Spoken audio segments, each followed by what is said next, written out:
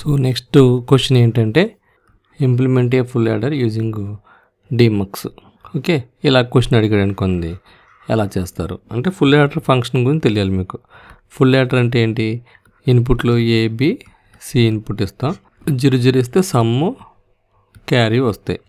So 0 + 0 + 0 some 0 carry 0, 0 0 1 అంటే some 1 carry 0, 0 1 0 1 + 0 add చేస్తే some 1 carry 0, 0 1 1 1 + 1 some 0 carry 1, 1 0 0 some 1 carry 0, 1 0 1 1 + 1 some 0 carry 1, 1 1 1 some 1 carry 1. Okay, ఇది output.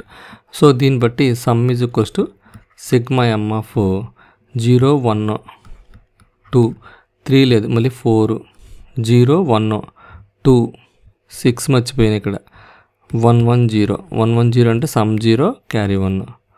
Okay, so M0 M1 M2 M3 లేదు, M4 M5 లేదు, M6 లేదు, M7. So 2 1 2 4 7.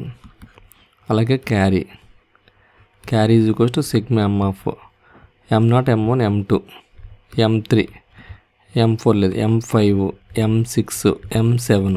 ఇవి మిన్ terms. So M3 3 5 6 7 ఇవి function values, అవునా? So దీన్ని బట్టి మనం 1:8 డీమక్స్ చేద్దాం. ఇక్కడ వేరియబుల్స్ 7 వరకు 0 to 7 అంటే 8 ఉన్నాయి కాబట్టి 1:8 డీమక్స్ని డిజైన్ చేద్దాం. 1:8 డీమక్స్లో ఒకటి Y0, ఒకటి Y1, ఒకటి Y2, ఒకటి Y3, ఒకటి Y4, ఒకటి Y5, ఒకటి Y6, ఒకటి Y7. So 1 D input. So selection lines 1:8 అంటే ఎంత? 1:2^3.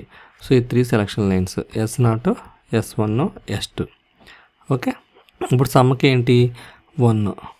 సో 1 అంటే Y1 Y2 Y4 Y7 ఈ 4 కలిపి ఒక ఆర్ గేట్కి ఇస్తే అవుట్పుట్టే సమ్ము, అంతే కదా? సో ఇది 1 2 4 7.